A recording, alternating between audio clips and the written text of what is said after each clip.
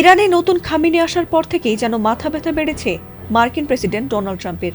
কারণ তার আসার পর থেকেই যুদ্ধে কোনো ছাড় দিচ্ছে না ইরান। আর তাতে ইসরায়েল ও যুক্তরাষ্ট্রকে পাল্টা হামলা করে নাস্তানাবুদ করে দিচ্ছে সাহসী মুসলিম রাষ্ট্র ইরান। যদিও এই যুদ্ধে ইরানের বিরুদ্ধে পারমাণবিক অস্ত্র ছাড়া সব ধরনের আধুনিক অস্ত্র ব্যবহার করে ফেলেছে ট্রাম্প, তবুও যেন কিছুতেই দমানো যাচ্ছে না ইরানকে। তবে শেষ অস্ত্র হিসেবে যখন ইরানে পারমাণবিক অস্ত্র ব্যবহারের কথা ভাবছে ট্রাম্প, ঠিক তখনই বিষয়টি জানা মাত্রই গর্জে ওঠেন উত্তর কোরিয়ার শক্তিশালী নেতা কিম জং উন। এমনকি এই যুদ্ধে ইরানে পারমাণবিক হামলা হলে আমেরিকাকে পাল্টা হামলায় গুড়িয়ে দেবে বলে হুঙ্কার দিয়েছেন তিনি। এছাড়াও ইরানের নতুন সর্বোচ্চ নেতা মোস্তফা খামিনিকেও সমর্থন জানিয়েছেন কিম জং উন। একই সঙ্গে তিনি মার্কিন যুক্তরাষ্ট্র ও ইসরায়েলকে অবৈধ ও শান্তি বিনষ্টকারী বলে কঠোরভাবে নিন্দা জানিয়েছেন। তবে নতুন খামিনিকেও সরিয়ে দিতে তার উপর হামলা চালায় ট্রাম্প, আর তাতে তিনি প্রাণে বেঁচে গেলেও আহত হন।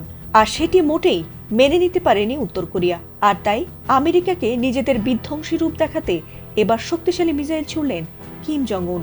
আর তাতে অনেকটাই চাপের মুখে রয়েছে যুক্তরাষ্ট্র ও ইসরায়েল।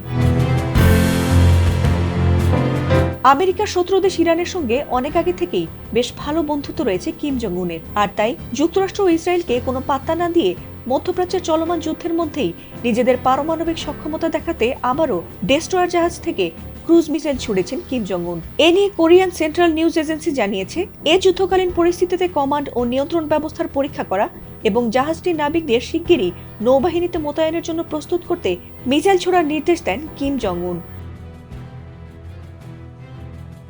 গত সপ্তাহে যুক্তরাষ্ট্র ও ইসরায়েল ইরানে হামলা চালানোর পর বিশ্বজুড়ে পারমাণবিক সক্ষমতা নিয়ে বাড়তি নজরদারির মধ্যেই উত্তর কোরিয়া এই পরীক্ষা চালালো। এমনকি গত 3 বছরের মধ্যে সর্বোচ্চ সময় ধরে চলে এই পরীক্ষা বলে জানিয়েছে উত্তর কোরিয়া। এই ক্ষেপণাস্ত্র উৎক্ষেপণের মাধ্যমে কি তবে যুক্তরাষ্ট্র ও ইসরায়েলকে উচিত শিক্ষা দিতে চলেছেন পারমাণবিক শক্তিধর নেতা কিম জং উন? সেটি সময় বলে দেবে।